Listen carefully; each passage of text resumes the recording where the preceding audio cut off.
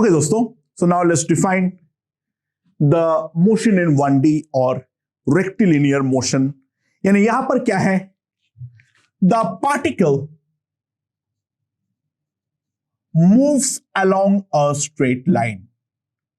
यहां पर जो हमारा पार्टिकल है, it moves along a straight line. Now, particle अगर हमारा स्ट्रेट लाइन के अलोंग मूव करता है तो यहां पर सबसे ज्यादा बड़ा फायदा जो मिलता है वो ये है, जो हमें वेक्टर लेने की एज सच कोई रिक्वायरमेंट नहीं है। सिंपल सी बात है, पार्टिकल क्योंकि स्ट्रेट लाइन के अलोंग मूव करता है, अगर हम कोई भी एक पॉइंट ओ को फिक्स करते हैं और उस वाले को ले लेते हैं हम रेफरेंस पॉइंट,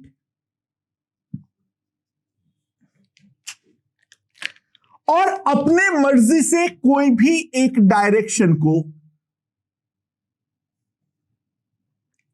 हम पॉजिटिव और कोई भी एक डायरेक्शन को अगर हम नेगेटिव मान लेते हैं, तो ध्यान देना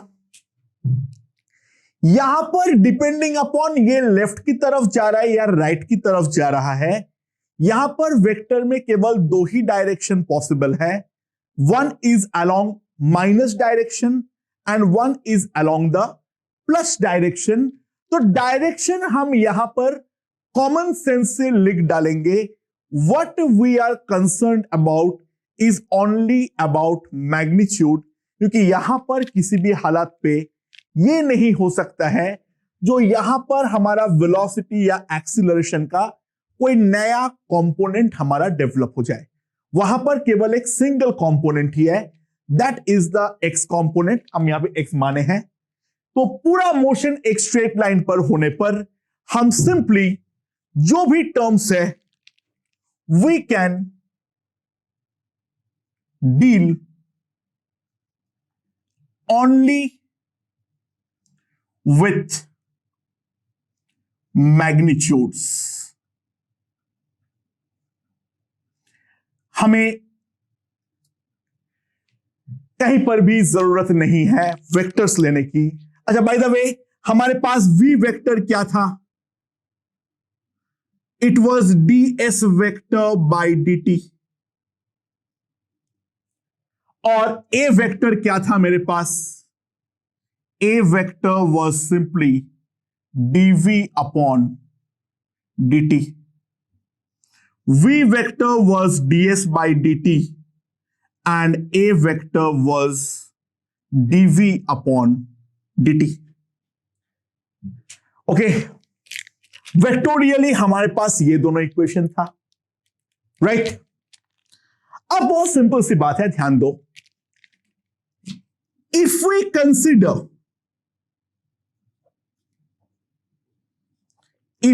consider only magnitudes, अगर हम केवल और केवल मैग्नीट्यूड्स के बारे में सोचे, तो दोस्तों ध्यान देना,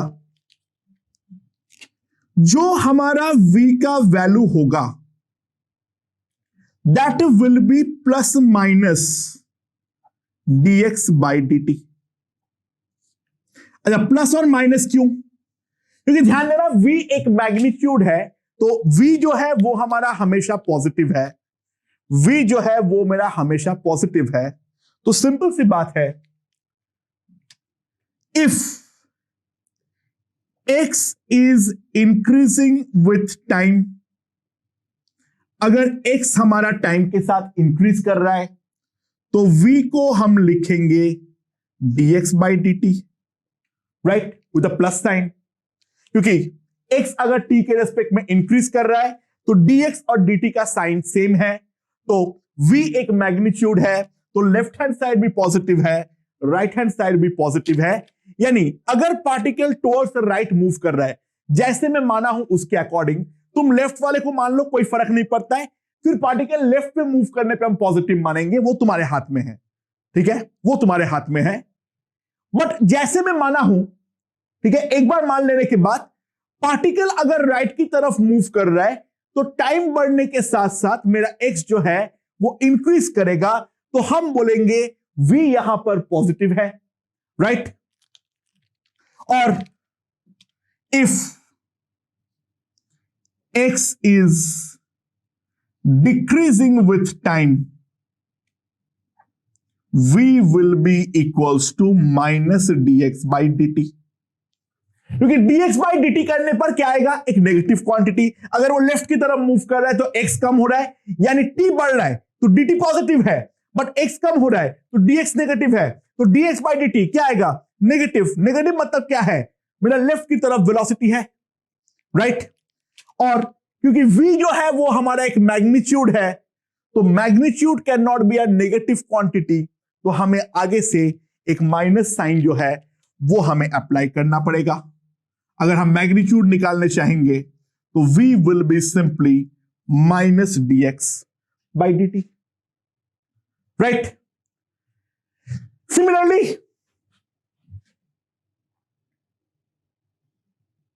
सिमिलरली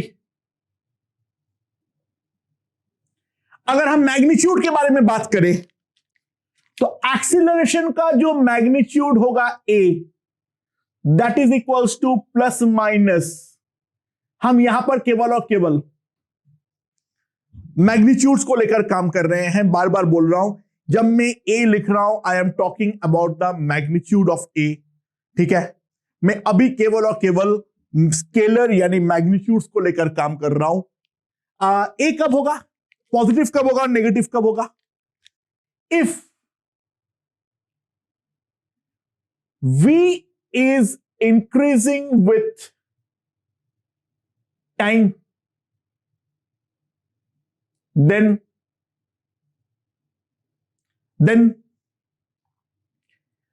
a का जो मैग्नीट्यूड होगा that will be simply dv by dt, right? If v is decreasing with time, then a is equals to minus dv by dt, क्योंकि यहां पर टाइम अगर मेरा बढ़ेगा तो v मेरा कम हो जाएगा। सो dv is a negative quantity, dt is a positive quantity. जो हमारा नेट क्वांटिटी है a, उसको क्योंकि ये मैग्नीट्यूड है तो उसको मुझे पॉजिटिव बनाना है, तो मुझे एक आगे से एक्स्ट्रा माइनस साइन जो है वो हमें अप्लाई करना पड़ेगा। So this is all about scalar treatment, ठीक है, ओके। बट हम जब इक्वेशन बनाते हैं तो अल्टीमेटली हम मैग्नीट्यूड के साथ साथ डायरेक्शन के बारे में भी जानकारी हम लेना चाहेंगे। तो we define scalar equivalent of vector definition. हम डिफाइन करते हैं, हम लिखेंगे स्केलर के फॉर्म में बट एक्चुअल में वो है वेक्टर्स। ध्यान दो, अगर मैं मैग्नीट्यूड के बारे में ध्यान ना दूं और v को मैं लिख दूं सिंपली dx बाई dt, तो ऑटोमेटिकली ध्यान दो, अगर पार्टिकल हमारा लेफ्ट की तरफ मूव कर रहा है सो x हमारा कम हो रहा है, सो ऑटोमेटिकली v हमारा नेगेटिव आ जाएगा। ध्यान दो, यहां पे हम ट्रीट वेक्टर की तरह नहीं कर रहे हैं। एक्चुअल में ये लिखना पाप है, क्योंकि ये है तो एक मैग्नीट्यूड, ये है तो हमारा इंस्टेंटेनियस स्पीड। स्पीड मेरा कभी नेगेटिव हो नहीं सकता है। तो ये जो हम लिख रहे हैं वो लिख तो हम स्केलर के फॉर्म में रहे हैं, बट एक्चुअल में ये ट्रीट होगा एज अ वेक्टर, देख, मोशन इन 1D में हमें मेन जो फायदा मिलता है, हमारे पास वेक्टर का दो ही डायरेक्शन पॉसिबल है, टुवर्ड्स लेफ्ट और टुवर्ड्स राइट। तो एक अगर मेरा प्लस आई कैप है तो दूसरा ऑटोमेटिकली माइनस आई कैप है। तो अगर मैं आंख में पट्टी बांध लूं और ये बोलूं जो मैं हर वेक्टर को प्लस आई कैप के अलोंग ही लिखने वाला हूं, तो दोस्तों ध्यान देना, सिंपल सी बात है, अगर मैं इस फॉर्मेट पे लिखा, जो कि गलत है, अगर पार्टिकल लेफ्ट की तरफ मूव करेगा तो ऑटोमेटिकली v के वैल्यू में एक माइनस आ जाएगा। जब मैं इसको आई कैप से मल्टीप्लाई करूंगा तो ऑटोमेटिकली माइनस आई कैप बन जाएगा, यानी ये मालूम पड़ जाएगा जो ये पार्टिकल हमारा लेफ्ट की तरफ मूव कर रहा है। देखिए, लिखना पाप है, बट हम लिख रहे हैं जो कि हम वेक्टर से बचना चाह रहे हैं, और बचना हम इसलिए चाह रहे हैं जहां पे केवल दो ही पॉसिबिलिटी ऑफ वेक्टर्स है, वहां पर जबरदस्ती वेक्टर का साइन को लेकर दिमाग लगाने का कोई जस्टिफिकेशन नहीं है। So the first equation is v equals to dx by dt. This equation will take care of both magnitude and sign. यानी v positive, that implies rightward motion, जैसे मैं माना हूं उसके अकॉर्डिंग। v अगर नेगेटिव आएगा तो सिंपल मतलब है it will be a leftward motion. ठीक है, so v is nothing but equals to dx by dt। अगला, a is equals to dv by dt।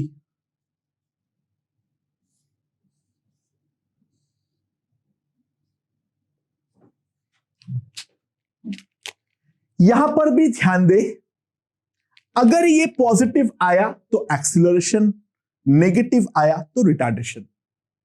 अगर पॉजिटिव आया तो एक्सीलरेशन, यानी क्या है, हमारा पार्टिकल का स्पीड टाइम के साथ इंक्रीज कर रहा है, तो एक्सीलरेशन। नेगेटिव आया मतलब टाइम के साथ v यानी स्पीड हमारा कम हो रहा है, यानी मेरा क्या है, रिटार्डेशन। ठीक है, सिंपल सा मतलब समझ में आया। अच्छा, बाय द वे v को मैं क्या लिख सकता हूं, dx बाई dt।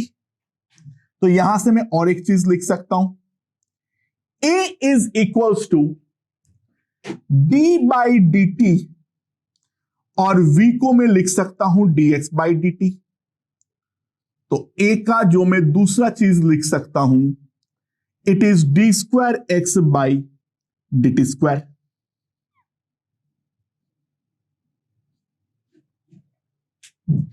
ठीक है, it is a second order differential of the displacement. मैं बोल डिस्प्लेसमेंट रहा हूं, लिख स्केलर रहा हूं, बार बार इस चीज पे ध्यान देना। It is called the scalar equivalent of vector definition.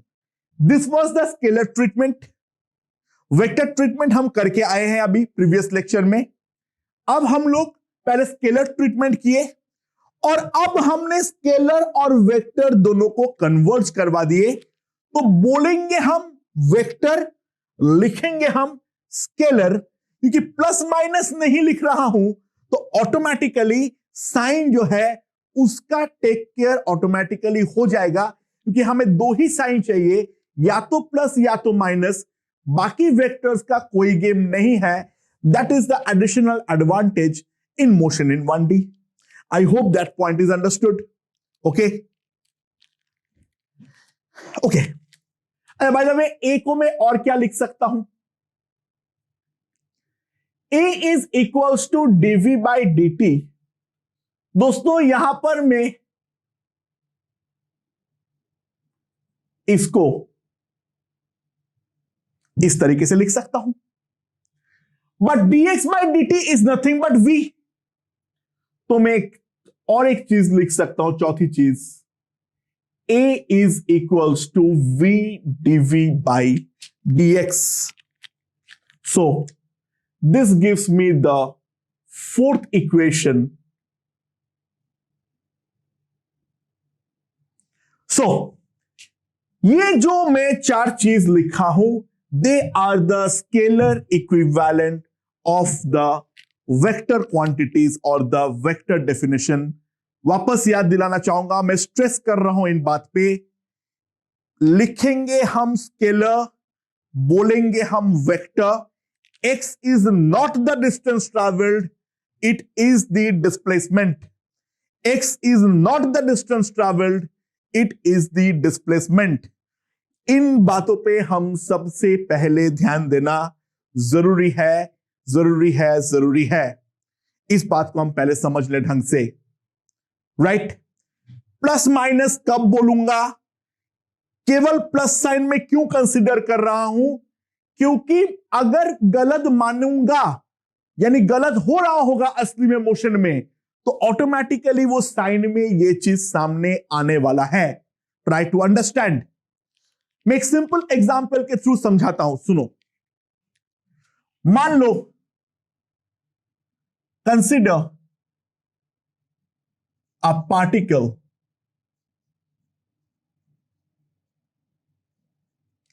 moving along x-axis. ठीक है? तो ये वाले पार्टिकल का जो x है वो दे रखा है t square minus 3t plus 2. x equals to t square minus 3t plus 2. ठीक है? समझ में आया? Okay. The motion starts eight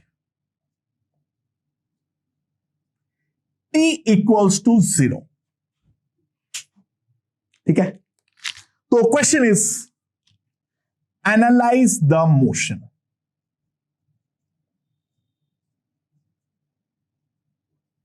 okay.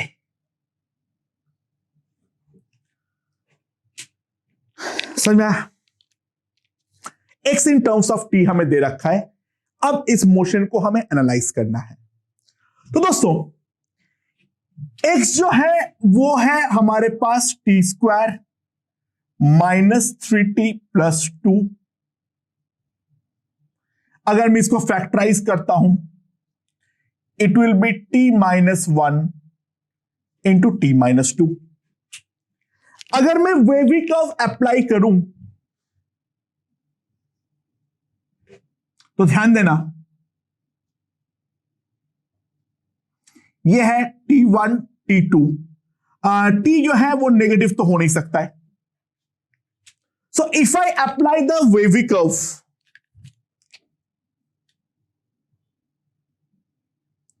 zero से 1 it will be positive, 1 से 2 it will be negative, and 2 onwards it will be again positive. Right? समझ में आया? समझ में आया? मोशन में क्या हो रहा है ध्यान दो. अगर मैं ध्यान दो इस चीज में, जो हमारा x है, अगर मैं टाइम के साथ प्लॉट करूं, ये हमारा x है, ये मेरा t है, ये सिंपल क्वाड्रेटिक है. t इक्वल्स टू 0 पुट करने पर x का वैल्यू है 2. ठीक है? तो t 1 सेकेंड पे x पहली बार 0 होगा. राइट? फिर 0 से नीचे जाता जाएगा, जाता जाएगा, जाता जाएगा, 2 पर वापस 0 होगा.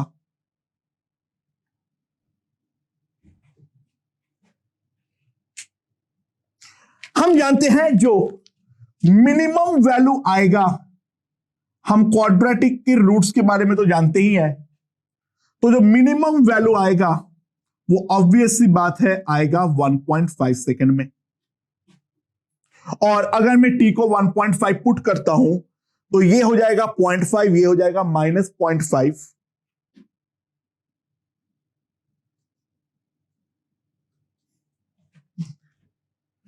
सो पार्टिकल, अगर मैं एक्स एक्सिस के अलोंग मोशन को देखूं,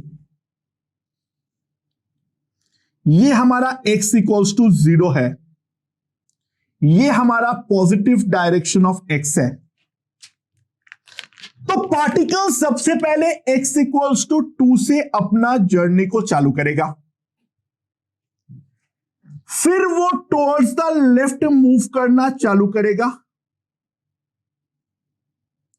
फिर ये नेगेटिव में एट मैक्स जाएगा -0.25 से, फिर पार्टिकल टर्न बैक मारेगा और उसके बाद पार्टिकल अब मेरा राइट की तरफ मूव करता हुआ चला जाएगा, चला जाएगा, चला जाएगा। यानी पार्टिकल जो है वो यहां से यहां पर आएगा, फिर वापस जाएगा और फिर उसके बाद वो सीधा आगे निकल जाएगा। And this is basically the whole explanation and analysation of the motion. ठीक है, देखते हैं एक बार वेलोसिटी के साथ क्या हो रहा है। ध्यान दो, v is nothing but dx by dt। v जो है वो है हमारा dx बाई dt। तो ध्यान देना, यहां पर क्या आ रहा है मेरे पास, क्या गया है, इसको अगर मैं डिफरेंशिएट करूं, it will be 2t-3, right. So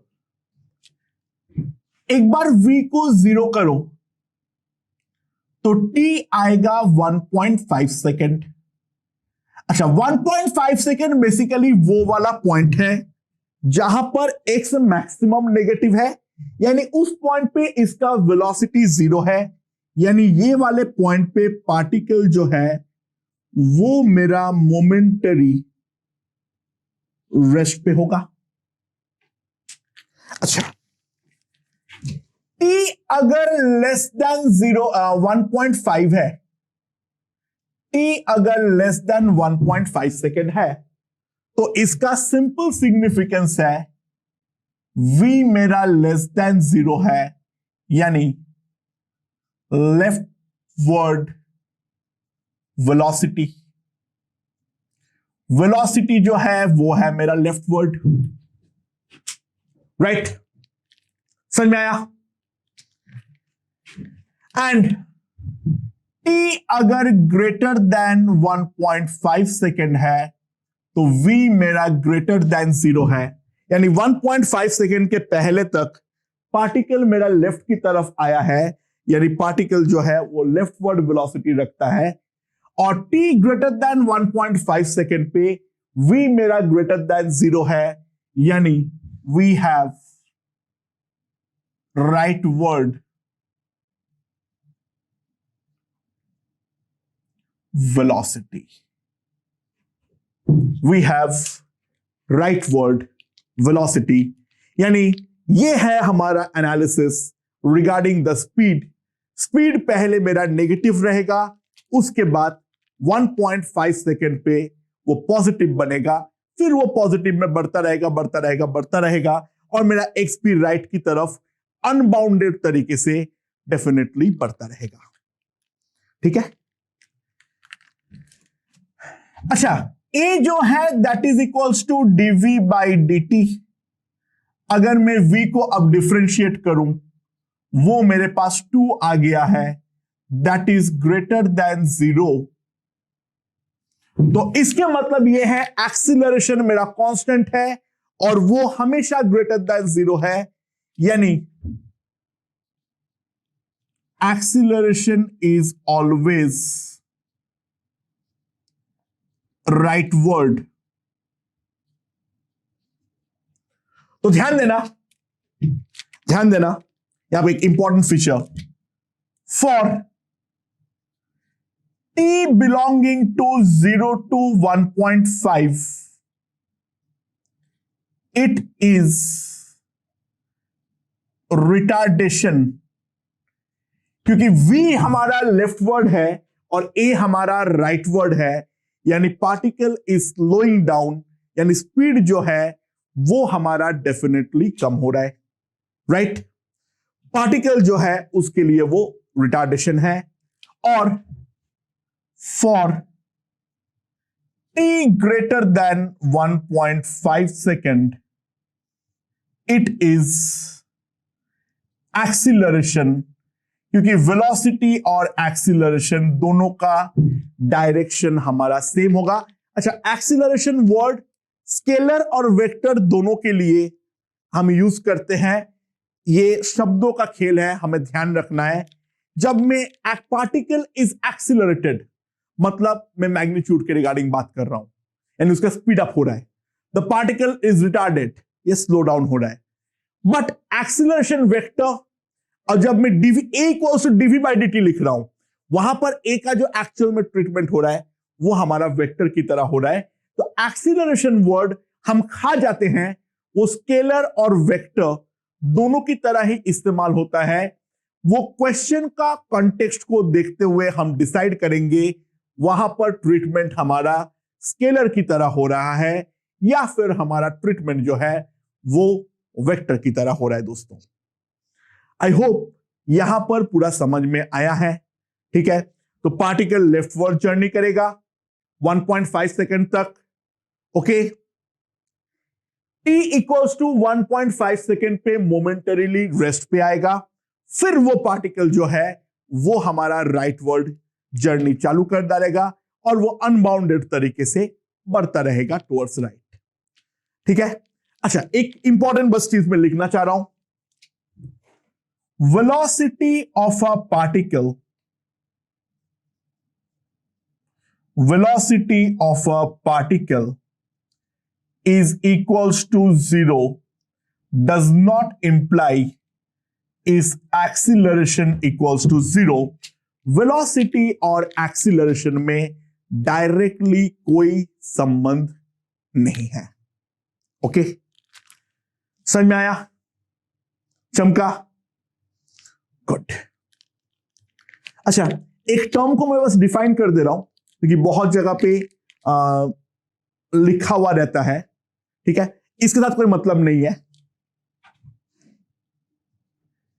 dA vector by dt that is equals to rate of change of acceleration is called